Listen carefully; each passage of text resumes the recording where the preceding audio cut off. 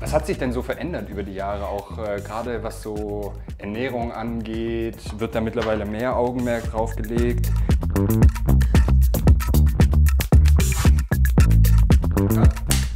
Servus Tim. Schön, dass du da bist. Ja, Komm rein.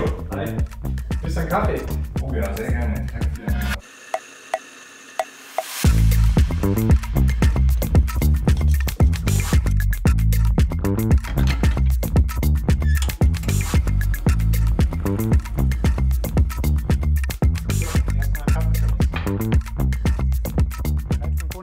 Boah, ich bin bereit. Was müssen wir machen? Was ist denn das Erste?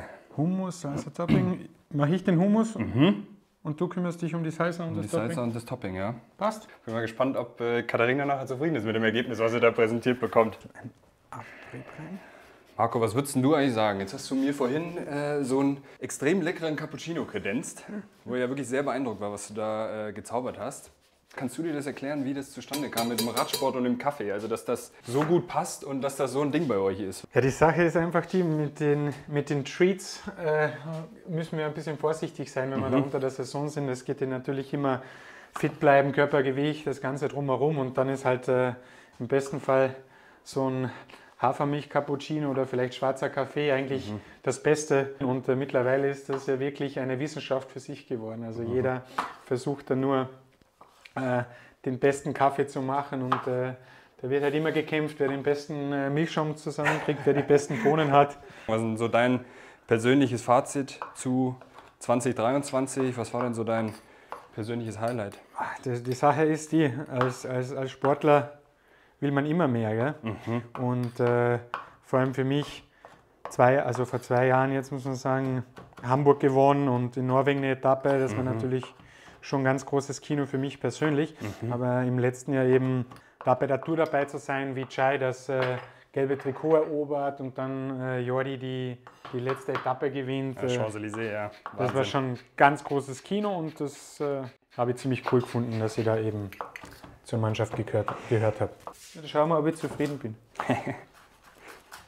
Also, besser kriege ich es nicht hin. Was hat sich denn so verändert über die Jahre, auch gerade was so Ernährung angeht? Wird da mittlerweile mehr Augenmerk drauf gelegt? Das ist tatsächlich ein Thema, was immer wieder aufkommt. Und ich habe gerade unlängst in einem Interview gesagt, dass für mich eigentlich der Faktor Ernährung vielleicht der größte Gamechanger war in den letzten Jahren. Weil, so wie du gesagt hast, ich habe jetzt schon über ein Jahrzehnt Radsport-Erfahrung in der World Tour und es hat alle möglichen Trends gegeben, Low Carb und Keto und hin und her und jetzt heißt es eigentlich nur noch Carbs, Carbs, Carbs. Echt? Also man schaut, dass man so viel Energie wie möglich irgendwie reinkriegt und die Qualität spielt eine ganz wichtige Rolle und diese feinen Nuancen sind am Ende einfach der Unterschied.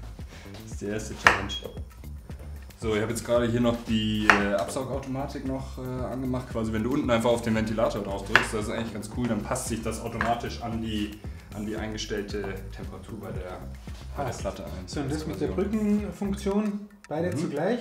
Genau, richtig.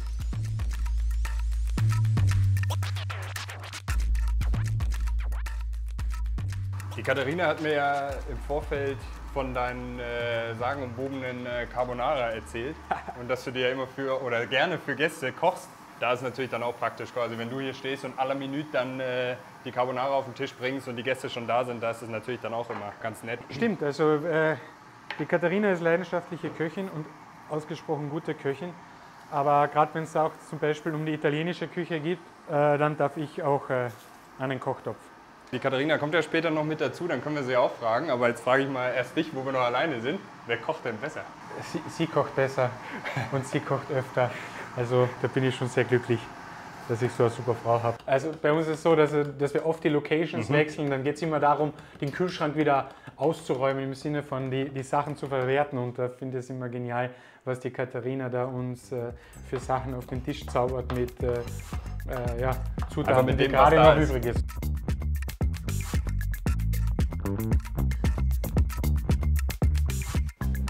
So, jetzt kommt nur noch Panko oben drauf. Ein bisschen Chili und Salz, eigentlich ganz unkompliziert. Das ist ja fast wie im Buch, also das haben wir schon gut getroffen, oder? Nochmal den Vergleich würde ich nochmal machen. So.